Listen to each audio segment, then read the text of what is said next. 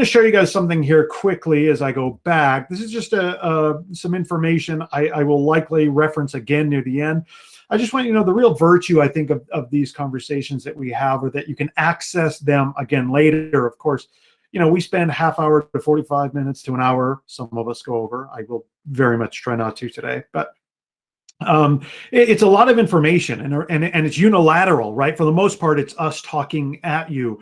Well, the real virtue, because we can't have a dialogue, the real virtue of recording these kinds of things is that you can go back and access them later. So I for sure wanted to put a plug in for that. Now, as always, this requires some explanation. What we're going to be talking about is creativity, innovation, and ahas.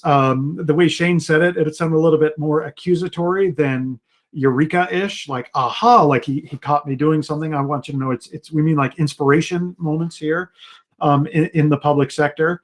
The reason we want to meld these things is very often these two things are seen as inconsistent or incompatible. And obviously we can't treat them as such, right? So I think I'm really excited about this topic, okay? I love it, but I must admit to you something, for the sake of full candor. I'm a little bit, this is the least, I think, out of my wheelhouse I've been as I've done training for folks. I don't know that I'm naturally very creative. And I love this topic. I love the idea of innovation. I love the idea of creativity. And yet I'm not sure it's something that comes really comfortably to me.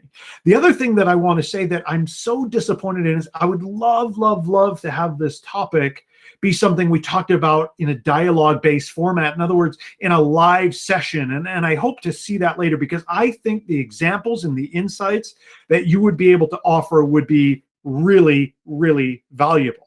Okay.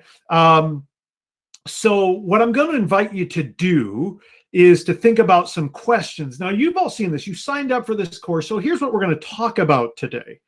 We'll talk about what creativity is, how to avoid killing creativity. In other words, how do we create environments that are more, that facilitate creativity, right?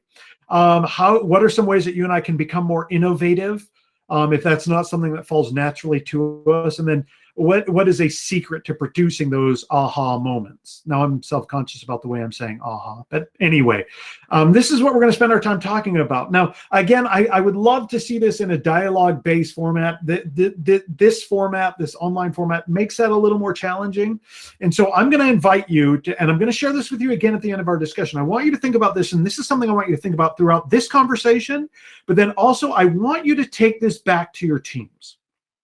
Now, these questions are going to make more sense as we go through our material, but I would love for you to have a conversation with your peers, with your subordinates, whomever, about these questions. What are creative or innovative solutions that we produced in the last 5 years? I'm telling you right now, as incongruous or as incompatible as we think creativity or innovation and government is, as bureaucracies are, I'm telling you right now, in the last 5 years, I bet you'll be able to come up with dozens of creative or innovative things that you have done in the last 5 years to become more efficient, to become more effective, to better impact citizens in the state of Utah, to better impact customers, right? Then I want you to ask yourself, what are we doing to create or kill a creative work environment? Are we adding, are we creating a place where people want to be creative? Are we doing things to disincentivize them to be creative? And then we'll talk about the 5 innovation practices or skills, and which ones could you be doing more as a group or individually. Okay, and then finally, this will make sense again when we get to it. The question I want you to have a conversation about is, what is your rock in a hard place that requires creative desperation? Okay, so I want to invite you to think about those questions, and these will be familiar to you as we go through our content. And then I'm going to share these with you again at the end, and invite you to actually have a conversation about these things on your teams. Okay, so first, let's define creativity. Usually it's things that are novel, unusual, original, appropriate. But I like this definition from a study that I read because it's practical and useful for the problem in question. So is we want to generate ideas, right? So that's one fairly standard definition of creativity. Is there something novel, something new, something that other people haven't thought of before, or even I would add to it something that builds on something other people thought of? Well, what about this? Creativity refers to developing an original product, service, or idea that makes a socially recognized contribution. Now, let me tell you why I'm sharing these definitions now. The first thing that we have to do, and the reason we didn't just call this creativity and innovation, but creativity, innovation, ahas in the public sector, is again this unfortunate perception, both internal to government and external to government, that there is no innovation in government. Okay, we have to disabuse ourselves of that notion. And here, look at this. That's why I love this definition: a socially recognized contribution. If you have an innovation in your agencies, on your teams, in your divisions here in the state of Utah, it is going to make a socially recognized contribution. Okay, it's a contribution to society for sure. Okay, and then finally, this definition that we saw before. Let me go back to this. I'm sorry, here we go. I pressed the wrong button. Creativity isn't just a matter of finding a creative solution. I want to expand our definition by one bit here, and that is not just creative solutions, but something that that you're going to see thematically throughout our conversation today, but it also includes understanding problems in different ways. Now, your agencies, your position, even the job you have right now, exists to solve problems. Your agency has a legislatively defined mission and mandate, of course, that your agency has helped to define. But your job, the reason you were hired, whether you were told this or not, is to help solve problems. And so you and I are creative when we look at problems in different ways. And this is especially critical for heavily bureaucratic environments. Are we looking at things in ways that at problems, at challenges in ways that haven't been thought of before? Are we taking a different lens to our problem? Or are we simply saying, yeah, we know the problem and here's how we've done it for 15 years. Here's how we've attacked this problem for 15 years. Well, sometimes creativity is taking a different approach than that, right? So now the question is government different? So when we think of creativity and innovation and ahas, we think of the tech industry, for example. And those kinds of environments that, Silicon Valley, that seems to lead to all these new novel products that people stand in line to buy. Here's what James Wilson, one of the leading political scientists and public administration thinkers of a generation, wrote. He said, the argument is that political supervision of the factors of production, okay, that's kind of a confusing sentence, but says this, leads managers to become constraint-oriented rather than task-oriented. In other words, is government different? Yes. There is no question, and Governor Cox himself has said this publicly.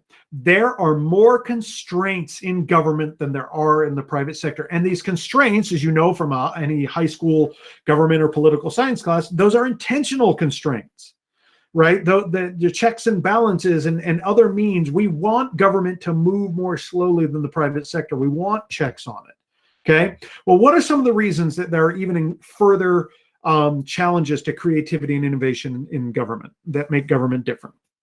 Well, this principal agent notion, meaning theoretically how our agencies are supposed to work, is the legislature supposed to come up with ideas and laws, and then our agencies, mine and yours, are to execute them. Okay, well, why would we be creative when someone else is just telling us what to do? Now, it doesn't work like that in practice. It's not a perfect theory, but in theory, that's how framers and legislators would like it to work. Similarly, we have diffused authority. We are responsive to a lot of different taskmasters: the legislature, the governor, right? Citizens, other associations that we might belong to. It goes without saying that we have fewer market incentives than the private sector. It is not likely, if you and I are not innovative all the time, it's not entirely likely that your agency is going to go bye-bye within a 6-month period. Whereas in the private sector, sometimes that is the case, right? If you're not constantly innovating, if you're not first to market, then you can see yourself gone in a 6-month period. And in fact, sometimes there are perverse incentives to being innovative in the public sector. That is, if I come up with an innovative way to be efficient financially with our budget, and I say, look, we've reduced costs by this much, the next year the legislature might say, oh, good, well, that's your new budget now. Thank you. And we say, what? Okay. Or I cut budgets, and they say, great, well, we're cutting 15% of budgets across the board. So not only have you been more efficient because you've been innovative, now we're going to cut it even 15%. You're like, well, if I had just padded that budget, it would have been easier on me, right? So we see these kind of perverse incentives. The other thing really interestingly right now with the transition that makes government, it's a little more challenging to be creative and innovative, is transient executives versus permanent operators. Operators are you and me. So right now, we just saw a massive influx of new executive directors, cabinet level positions. They are incentivized, and this is not a knock, this is kind of their job. They are incentivized very often to come from the outside, to look at things with a new lens, and to try and implement change wherever they can. A lot of times they're not even around. Those are transient positions. You don't very often have executive directors that are in positions for 25 years. We don't see that. Versus you and I, who we want to spend our careers here. And so we see things, we've seen all these change initiatives all these times, and we say, yeah, that doesn't work. Oh, we've tried that before, right? And so there's this kind of inherent tension between these executives that are there for a short time, and then us as the operators that have to execute these things. And we'll talk about how to reconcile that a little bit more. So yes, government is different, right? Here's the problem. You and I, we want to be aware of the challenges that we have in the public sector, but we don't want to use that as a cop-out. We don't want to resort to that. Here from the study done in 2008, again, recognition of public sector creativity is important because the generative capacity of government organizations not only contributes to the creative image of the public sector, in other words, let me stop there, having creative environments attracts talent.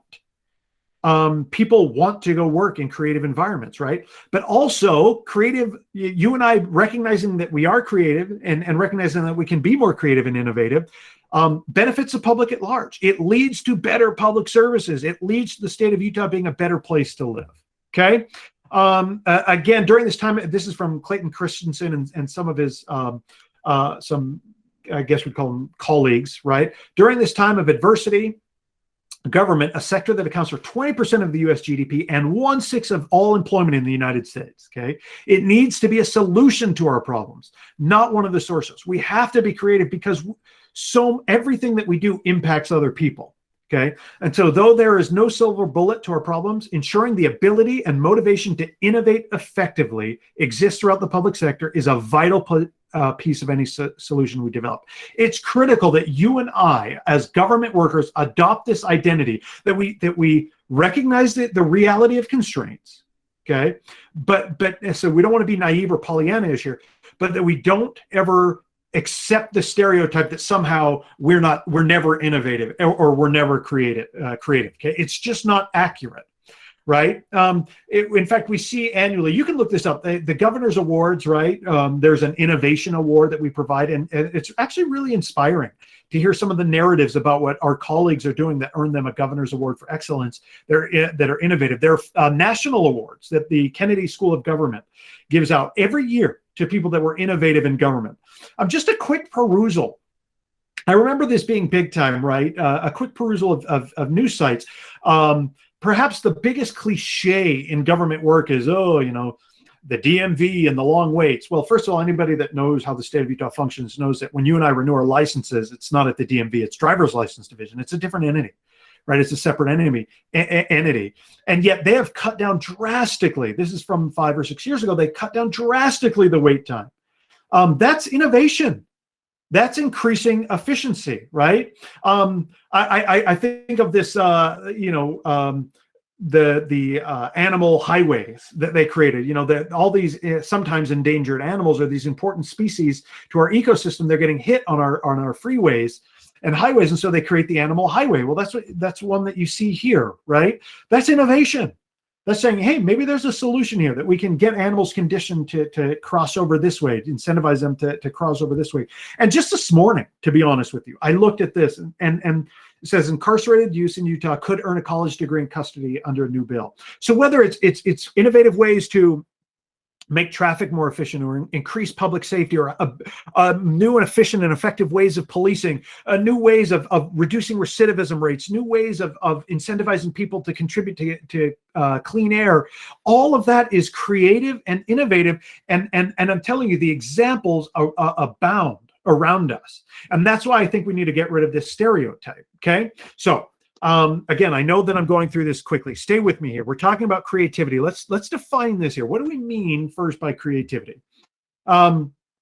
there's really three components. You see this Venn diagram there. I'm pointing to my computer like this, helps you see it. But anyway, you see creativity there in the center. It's when there is expertise, creative thinking skills, and motivation. Those three things. And this is kind of the baseline fundamental understanding of creativity. In other words, any sort of management textbook or organizational textbook, you'll see some version of this model. It's when those three things are there that we have creativity, okay? So let's talk about this. First is creative thinking.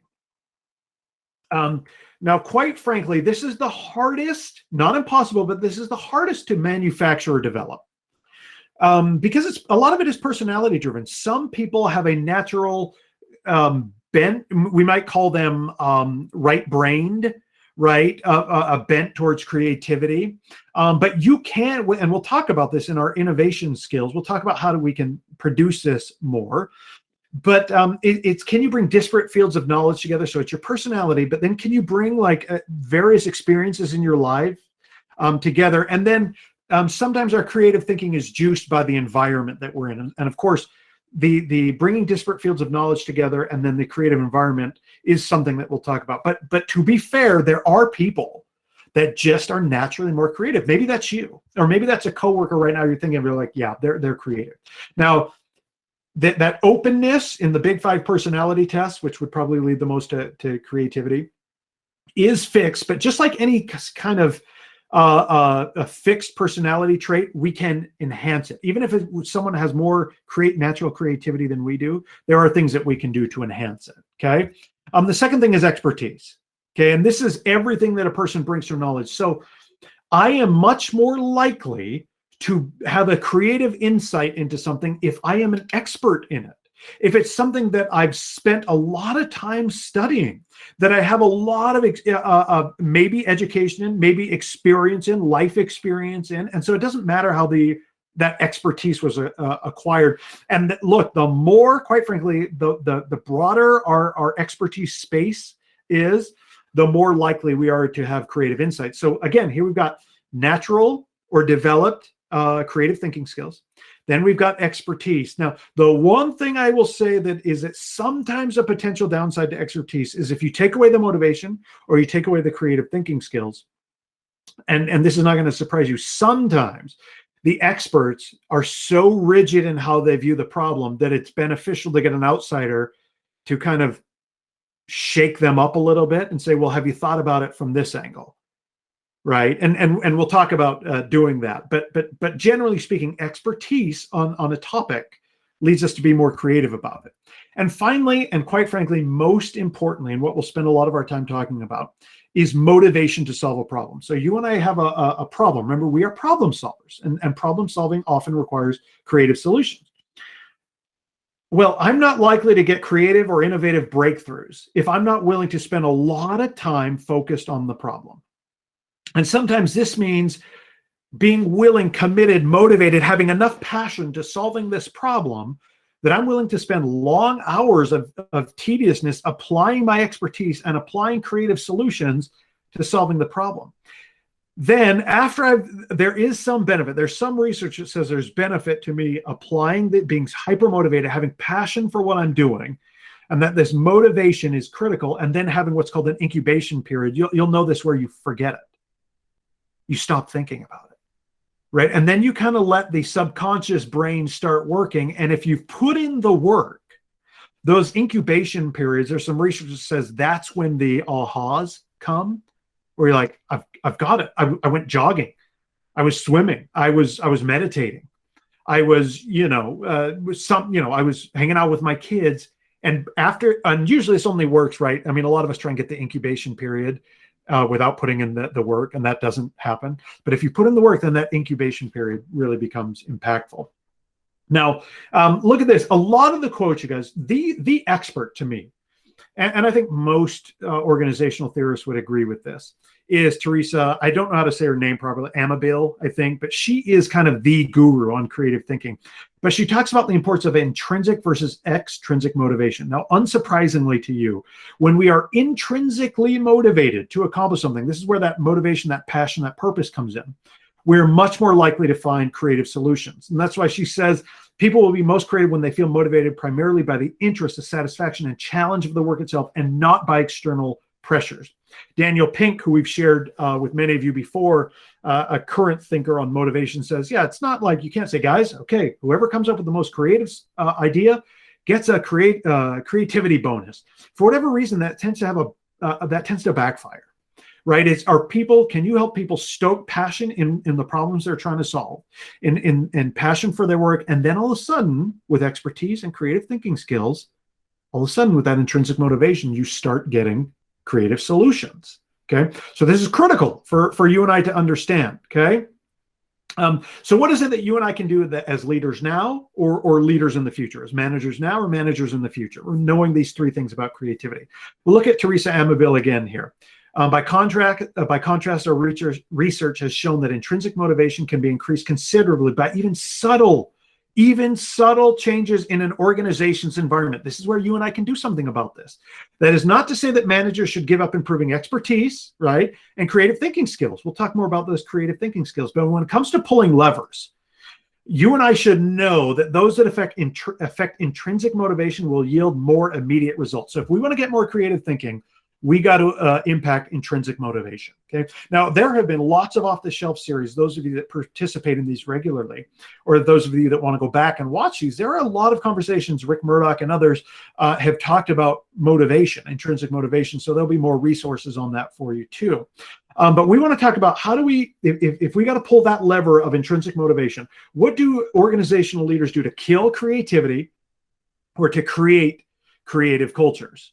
Right. And she says, look, there's just no question in her mind, as she studied organizations for her career, that there are more organizations that kill creativity than support it. Right. So let's talk about creating that creative work environment. Right. Now, first, let me tell you this. One of the things that kills a creative work environment is this. This is really disheartening for me to find as I looked at all the, Teresa Amabile has dozens and dozens and dozens and dozens of books and articles on this topic. She says, our research shows that people believe that they will appear smarter to their bosses if they are more critical, and it often works. In many organizations, it is professionally rewarding to react critically to new ideas. So in other words, if I'm a manager and I've got a peer or a subordinate that comes up with something that might be a creative new way of doing something, we have organizations that often reward me for saying, let me tell you why that won't work. And I'm going to show you my quote unquote critical thinking skills here. And I'm going to tell you why that won't work. I get to appear smarter. And very often the higher ups above me say, oh, Dan's pretty sharp. And what happens? A couple things. We don't get any new creative solutions. We never progress in that regard. And the person who brought the creative solution cared enough to bring passion and creativity to their work says, I'm not going to do that anymore. Why would I do that? Right. So let's create these work environments that reward creativity. You see challenge, freedom, resources, team and group features, supervisor encouragement, and organizational support are the ways that we do this. Now, again, we're recording this. You can go back and watch this later. We're going to go through these pretty quickly. Okay.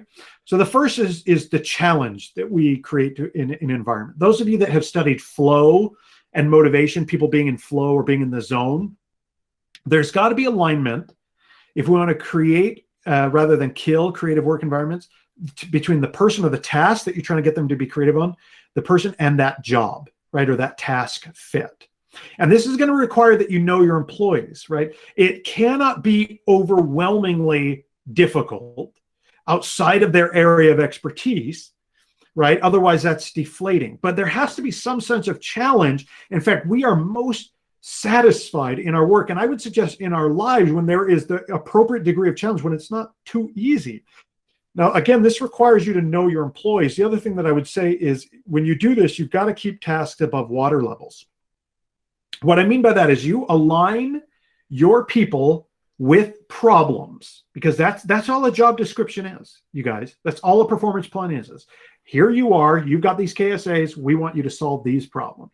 As you do that, or as you assign them individual projects that you'd like creative solutions to, make sure that they're allowed to be creative, and that if they suggest a creative solution, if it's implemented, it's above water levels. And what we mean by that is if you think of your enterprise as a boat, if they are creative and you put too much on them to the point that if their solution doesn't work, it's going to sink the boat, because when there's a hole in the boat below the water line, it sinks the boat. That's trouble. But give them tasks that if it doesn't work, it's above the water line. Here's the boat, here's the water line, meaning, oh, it's okay. We can go ahead and patch that. We can patch that and the boat doesn't sink. Now that requires you leaders knowing your people, knowing the task, knowing their KSAs, knowing what they're expert in, right? And knowing what the appropriate level of challenge would be. The second, and this is so important, is freedom. I'm going to go to the third bullet point first, okay? Autonomy fosters intrinsic motivation. The reason you want to give people freedom, for every study on motivation, intrinsic motivation, says that people want freedom in how they do their jobs. Now, what's interesting is if we want to create creative work environments, it's the process that they should be creative in, not necessarily the ends. In other words, give people a mountain to go climb and conquer, but let them, you can give them the mountain. And sometimes that's your job as a leader. But how they are going to conquer that mountain is up to them. And don't keep moving the target. That creates frustration. In fact, I will just tell you, I think my team, I try very hard to give them a lot of freedom. I actually think I do a pretty good job with that. But right now, if you were to ask them, well, do you have freedom? They'd probably say yes, but they'd say we have freedom, but our team has been awash in ambiguity because of COVID, because of new administration, because lots of reasons. Okay, lots of reasons. They would say, yeah, we have freedom, but we have freedom to hit the target, but we're still not sure what the target is. And for all of us on our team, that has led to a lot of that ambiguity, and that kind of moving target it leads to some frustration. So while we all appreciate the freedom, and it's something that I personally value and I try and give to my team, I'm telling you right now, if you were to ask them, they're like, yeah, but what about the target? They would say, yeesh. Yeah, that's frustrating. So don't keep moving the target, right? That creates cynicism. In other words, don't say, oh yeah, that's great that you're created for this solution, but we think this is the new mountain. Oh, you know what? That mountain doesn't matter anymore. This is the new mountain. People are going to get frustrated with that. Okay, they get burned out with that. Okay. The resources, if you want to create, remember, how do we avoid killing creativity? What resources are you giving to people to be creative? And look at this. Organizations routinely kill creativity with either fake deadlines, arbitrary deadlines, right? Which loses you trust, or impossibly tight ones, and that just leads to burnout, right? So generally, what kind of time are you willing to give people? If we're going to say that creativity matters, and I'm suggesting to you that creativity does matter for the work that we do. It means giving people an appropriate amount of time to be creative, or even money, resources, okay? Now you have to find that right threshold. You have to know, well, we can't just give people an unlimited amount of time to get projects done, okay? And we can't just continually throw money at issues. So again, leaders, it's important for you to find that right threshold of time and money. But be aware of random or arbitrary deadlines, just because we got to have a deadline, and impossibly tight ones. The other thing that I would say, and this is really interesting, we're moving into, we'll be going to a new building today to unload boxes and stuff. The evidence is really interesting because all the rage for the past decade maybe was creative work environments. We got to look like Google and Apple, and it's got to be wide open because that leads to collaboration. Interestingly enough, creative space is not really as impactful as we thought in terms of inducing creativity and collaboration. Okay, so that's great if you can do it. And I'm always looking at this workspace here. I'm always a fan of sunlight, but it's not this sort of silver bullet that we once thought it was. Okay. Team and group features. This is the dynamic of the teams that you put on projects or creative tasks. You guys, I'm almost reluctant to share this because it's of the day and age that we live. So when I say diversity of perspective and experiences, diversity has been an important organizational, it's been an important organizational feature for decades now. My reluctance is when I say diversity, there are people that immediately bristle. But I'm just telling you right now, diversity of ideas, thoughts, backgrounds, experiences, perspectives is invaluable to creativity. Okay. So you want to get diverse perspectives on a team when you're trying to foster creativity. You want people that are going to have that same sort of intrinsic motivation. You don't want to have the Debbie Downers, so to speak, that bring everybody else down. You want people that are going to support each other through challenges. Remember, if we're looking for creative solutions, you have to plow through tedium and challenges. And then you have to have people, quite frankly, that appreciate difference. So as you're assembling teams, and you've got a project, for example, that you think is particularly requires creative solutions. And again, I'm hoping, I'm going to say this over and over, I'm hoping that you'll see more need for these kinds of things.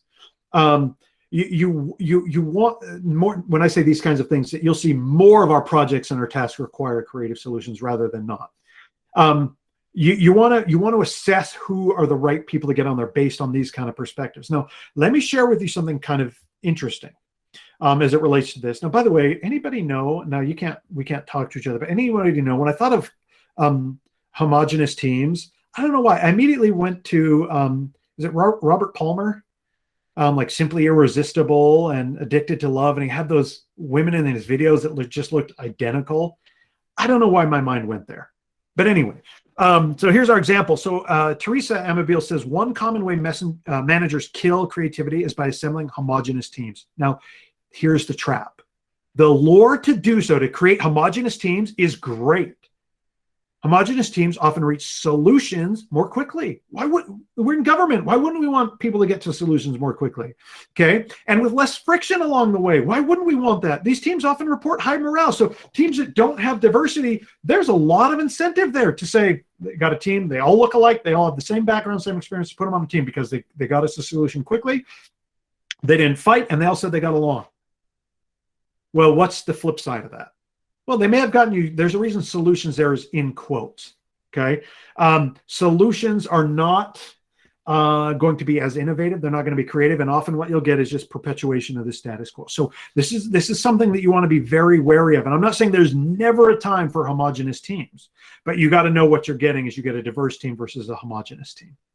Okay, you'll certainly want to be aware of that, right? Then we've got management encouragement. Okay, for you who are currently supervisors, that's about half of you listening, and those of you that are future supervisors or managers. This is where you come in. Management encouragement means you are, when you're trying to get creative solutions, that you are rah-rahing the team, quite frankly, and you're recognizing, you're giving praise for creative efforts and not just creative successes. This means that when you've got a team that comes up with something creative and maybe it doesn't work, but they tried it, and you know that they tried earnestly to come up with a creative solution, that you even applaud that failure. Okay. Now remember, you're only giving them tasks above the waterline. So this is not, we don't celebrate every failure, right? We don't say, well, we thought it would be creative if we lied about our budget and, we reported the wrong figures to the legend. No, that's not a failure that we're talking about. We're talking about creative failures in our efforts to be creative. Because I love this little image here, right? It's try, fail, try, fail, try, fail, try, success. That's usually how creative successes come, right? And then you have to role model creative behaviors as well. Okay, so this is kind of a no-brainer, but just like freedom, autonomy leads to intrinsic motivation, so does recognition, appreciation, encouragement from a manager. But are you modeling that behavior, creative behaviors, appreciation for creation as well? Okay, and then finally, organizational support. The way, quite frankly, do we have organizations that encourage negative organizational politics and infighting? Okay, or do we have organizations and agencies that promote transparency, that promote sharing, that culturally are creating environments in which creativity is celebrated? This is kind of just the organizational. Let me go back one. Here's the management version. Here's the organizational version. Okay. And is creativity, if you're going to say that you value creativity, do you actually value it? And so you need to be aware that you're not. It's interesting with intrinsic motivation, which leads to better creativity. Oftentimes extrinsic motivation will stamp out. They're kind of like mutually exclusive. Sometimes it'll stamp out or displace intrinsic motivation. So you got to be careful that you're not the creativity, bonus team, right? You've got to be careful of those kind of rewards because it reduces intrinsic motivation. Okay. So again, what are the things, if you and I are trying to avoid killing creative work environments, if we recognize the need for us to be more creative and innovative, it's making sure the challenge is there, that we get our workers in flow, right? Give them the freedom on how they're going to reach that mountain. Okay, give them the appropriate resources for time, money, avoid the arbitrary deadlines or the really strict, impossible deadlines. Create teams that have diverse perspective experiences, that appreciate different perspectives, that are equally committed to the task, have high levels of motivation, equal levels of motivation to the task. Supervisors and organizations, agencies in our case, need to then reward these behaviors. Okay. Now, I want to talk quickly. We're going to shift gears here. Okay.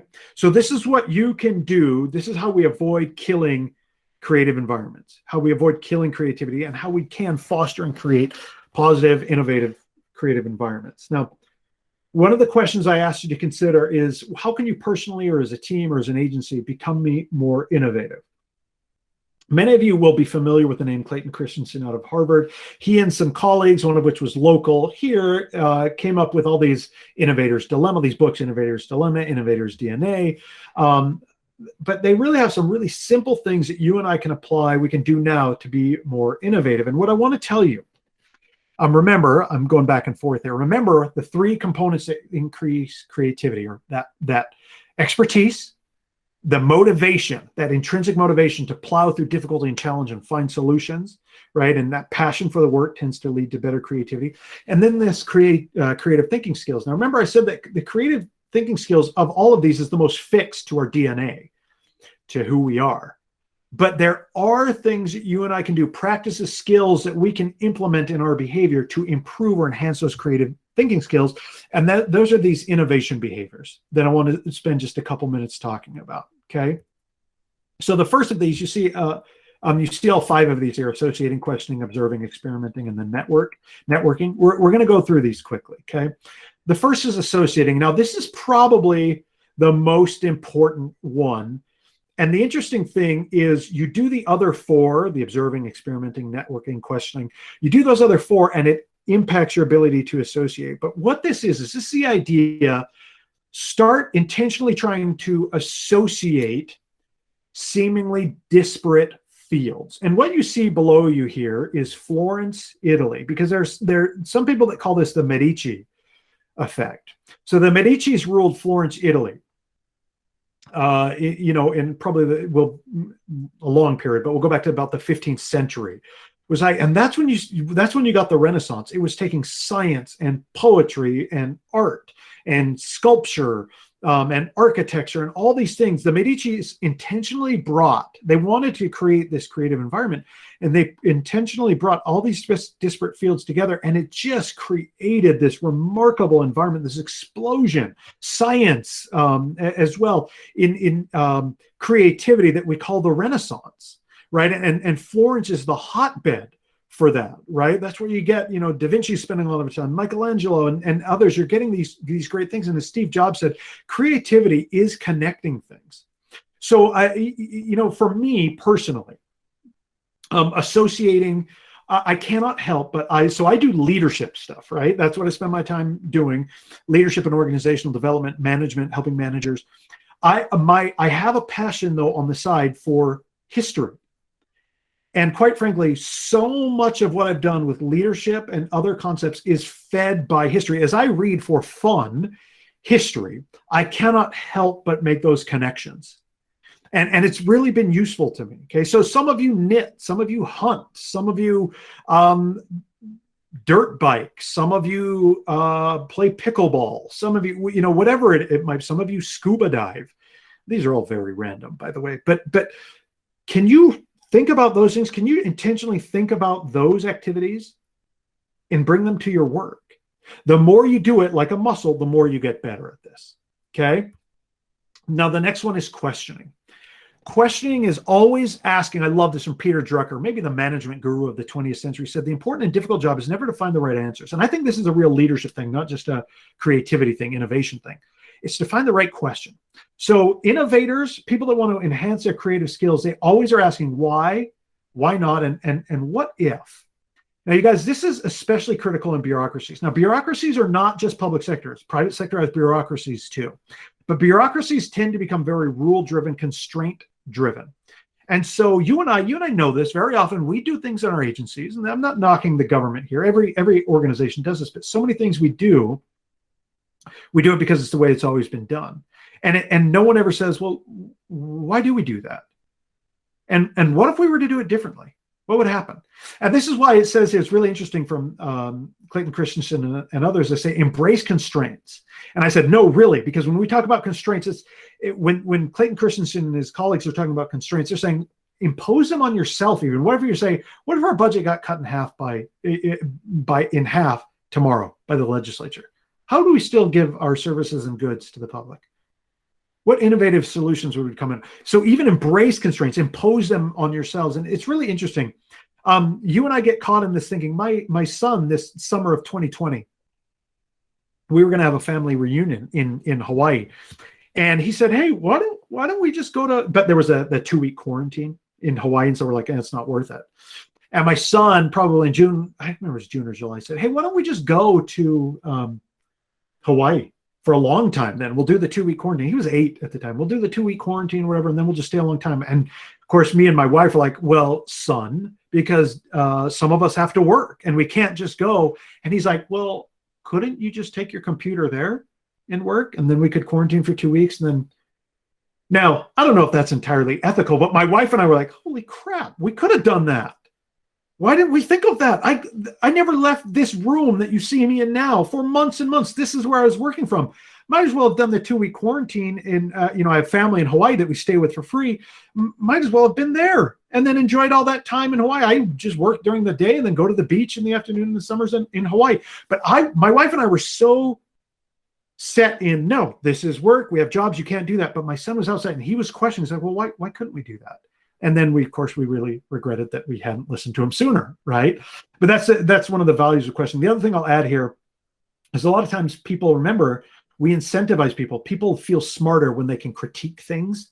So someone comes up with something, you say, no, that's no good. I'm going to shoot down your creative idea because I'm going to look smart to whomever. Sometimes then what you can do is appoint a devil's advocate. Appoint someone, make it their job in a meeting or whatever you're doing. And some of you right now will say, we have a devil's advocate. But if you appoint someone, it makes it safe, right? Appoint someone to be like, hey, challenge everything that we do here. Challenge the status quo here. I want you to. Okay, tell us why either we need to do things differently or why current solutions won't work, whatever it is. But anyway, you make it safe for people, okay? Observing. This is paying attention to everything. Right. This is, and you notice that I use a lot of Kouzes and Posner out of, I think they're either UC Santa Barbara, UC Santa Cruz, Leadership Challenge, right? The best leaders are and have been those that are the best observers of the human condition. I believe this, by the way. Leaders who are paying attention, but creative leaders are paying attention to. And what I would say is you need to observe your customers. You need to observe your employees. You need to observe your peers. What's working? What's not? You need to observe other industries. And that's why it says externally and internally. So, go observe people standing in your lines if you're a public facing agency. Go observe if you're a manager. Go observe your employees.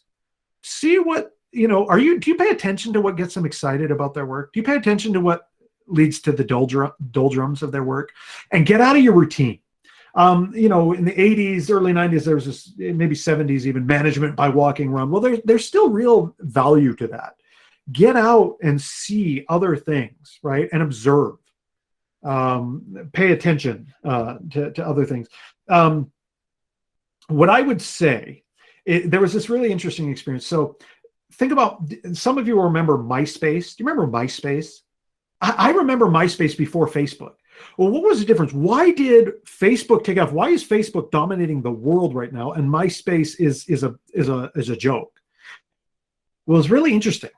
The MySpace guy said this is something that he observed, and he said he wished he had noticed it earlier, observed it too late. He said the difference was the anonymity involved with MySpace, that Facebook was real identities. I know you can make fake ones, right? But it was real people, real identities, real networks versus MySpace, people putting absurd stuff on there and these fake identities and things like that, nicknames on there, that sort of thing. He observed, to him, he's like, that's the difference. That's the distinction right there. And that came from, and it was too late, obviously, but that he said that, that he wished he had observed that sooner. Okay. The next thing in our becoming more innovative is experimenting. You've got to try different things. And Thomas Edison, of course, maybe our most innovative person some of us think of, and he said, I haven't failed. And by the way, I've seen a lot of variations of this quote, lots of different ways of saying it. I haven't failed. I've simply found 10,000 ways that do not work. Now, here's what I would say. We need to create environments in which, think of holes in the boat above the waterline, where experimenting is safe and even rewarded. I'm not recommending to you, and this is what it says, be prudent, that you go into, the next time, you have a performance review that's not good, you go and say, well, look, I haven't failed my performance evaluation here. I just found 10,000 ways not to do it. I mean, that's not going to fly very well. But if we're trying to create more innovative environments, we need to remember the value, remember that failure value. That failure leads to success. You guys, I'm telling you, some of the most innovative things in the world happened after failure, but these people had high motivation, persistence, and then boom, the innovation comes. But it's only if you can tolerate that little bit of failure. Now, one of the ones that I like to think about this with experimenting, trying something different, is when we think about the late night talk show wars. Do you know who now is winning the late night talk show wars? The winner is Jimmy Fallon. And Letterman at one point, so Jimmy Fallon's kind of new. Letterman, of course, was old school. Jimmy Fallon wanted to experiment. They started doing these segments.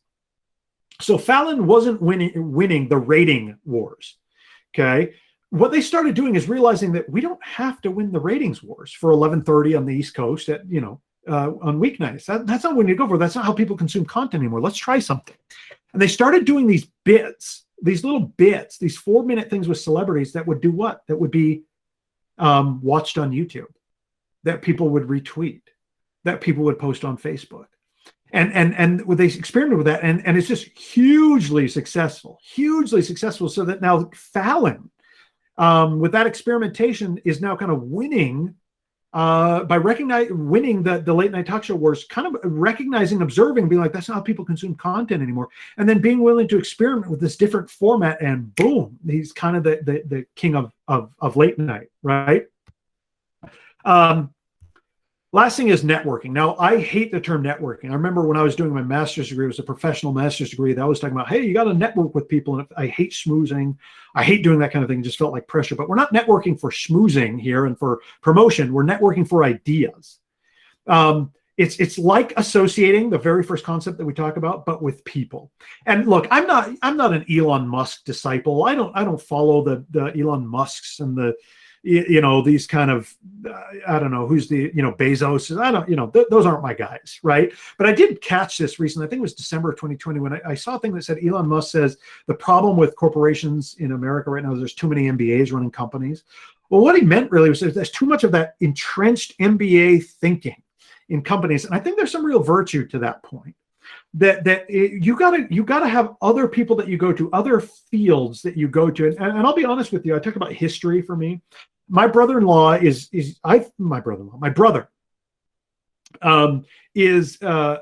archaeologist, right? And I've gotten a lot of ideas about leadership. I go to him with a lot of concepts and various things, especially as I talk about culture and other things.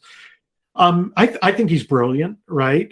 He would balk at that, but he's an archaeologist and that him being in that other field has been really, really useful and beneficial to me. I love having colleagues and friends that do different things than I do, because it does that kind of idea networking leads to heightened innovation. Okay, it just does, right? It just does. Okay, so here, by the way, so those of you that want to watch this again, or those of you that get the slides, here's kind of a quick and dirty of the associating, questioning, observing, experimenting, and networking that you can look at. But it's just you and I, by the way. So we want to improve. Creativity is expertise, motivation, and creative thinking ability, creative ability. intentionally trying to practice these 5 skills will increase our innovative or creative ability. Right. And these are things that you and I can do individually. We can implement these more on our teams to make these things more of a reality. Right. So it's something simple that we can start implementing now. Okay. The last thing I want to talk about is these aha moments or these insights that we might get. Very often, the aha comes from what is called creative desperation. That is, think of challenge here. Remember, we talked about the value of challenge in creating not killing creative work environments. When we are faced with the situation where there seems like there's no way out, like it's kind of an intractable problem, very often that's when we get hyper motivated, intrinsically motivated to apply our expertise to a situation. Now, Gary Klein, one of the foremost thinkers, maybe the foremost thinker on decision making in insights, did something really unique. He didn't go to a lab to study this stuff. He didn't do controlled experiments. He went and he spent years and years with firefighters. And one of the things that he talked about, a creative desperation experience that one of the firefighters has, there was this, I think it was Wyoming. I'm going to butcher this, but there was a raging forest fire. And I never, I hear forest fires. I don't realize how absolutely almost out of a horror movie forest fires can be. When the wind picks up, the rate that they are moving, the speed at which they are moving and threatening firefighters is terrifying. As I read about this. And so he shares his experience of this experience, of course, that expertise matters. There was this gulf, right? And they were fighting this forest fire, and it jumped. It jumped over this river, this ravine. And it jumped, and the firefighters were on this side of the ravine, and literally they are running for their lives. It's a terrible situation.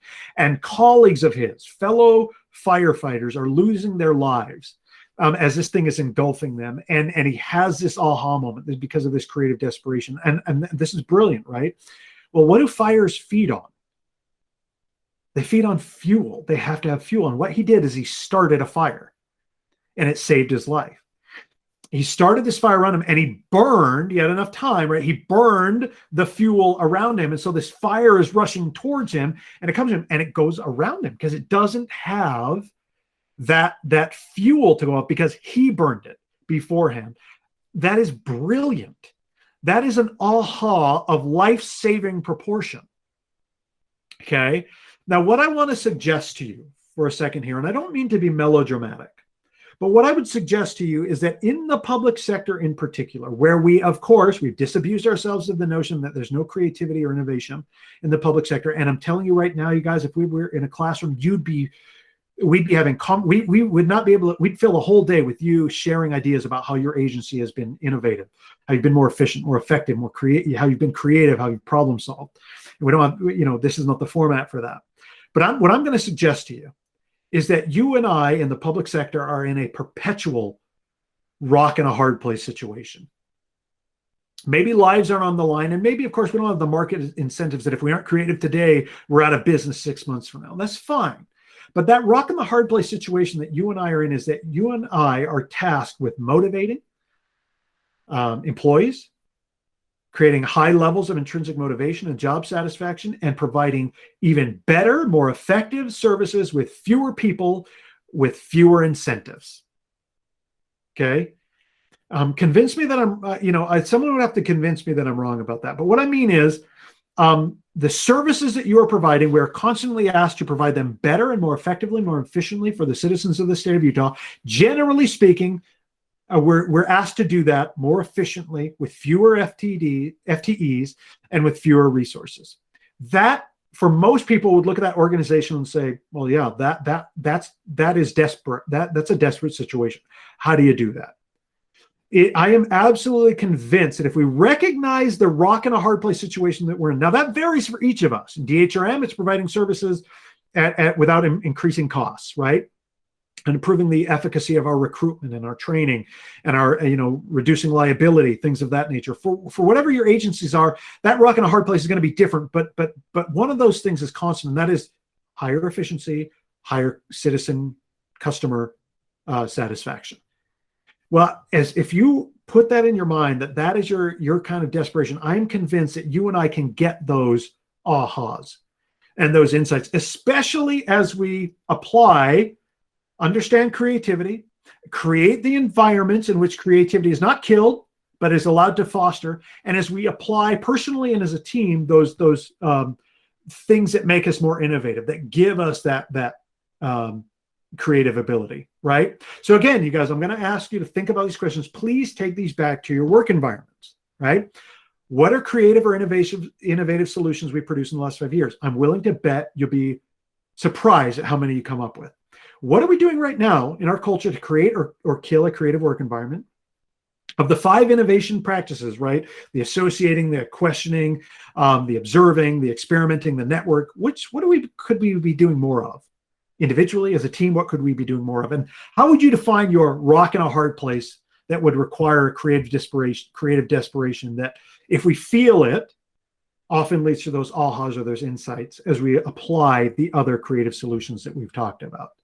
Okay, I promise you, going back to your organizations, to your teams, to your colleagues, to your peers, to your subordinates, whomever, and asking these questions, given what we've talked about today, will lead to some really, really fruitful conversations, and will help you and I start to disabuse ourselves of this notion that government is not creative or innovative. We are, and we need to be. It's more critical that we are than other entities. Okay, it's more critical that we are.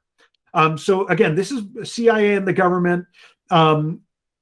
That's kind of a misleading title intentionally, of course. Creativity, innovation, and ahas. But before you leave, I know some of you are going to start dropping off right now. I've got to share something with you. In 2 weeks, I couldn't be more excited about you hearing about this next off-the-shelf series. Okay, this is going to be from J.J. Acker. This is March 3rd, Wednesday, March 3rd, 2 weeks from now, 10 a.m., speaking out on racial bias in the workplace. I'm not going to read this verbatim. You guys, I'm telling you, understanding this in a safe and a safe but challenging format that JJ will provide for you, they couldn't be more timely.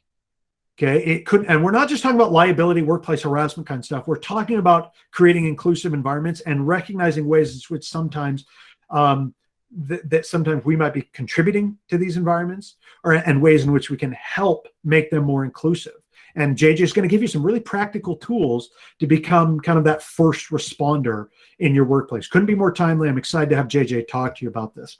You guys, we're going to send you out an evaluation. We're going to send you out the link to the recording when it becomes available. And I hope that we're going to send you out an opportunity to register for this very important webinar in 2 weeks. Make sure you sign up for it. Make sure you clear your schedule for it. It's going to be worth it. You guys, I can't say enough about how important I think these topics are for us, and I know how busy you all are. Even if work's not busy today, you're probably shoveling snow. So thank you for the time. Thank you for being the leaders that you are, whether you have a formal title or not. Thank you for being the leaders that you are in the state of Utah. It's 100% needed, and it's why needed, and it's why the state of Utah is such a great place to live. So thanks, everybody. Let me know if you have questions or anything. I'm going to stop sharing my screen now. Thanks.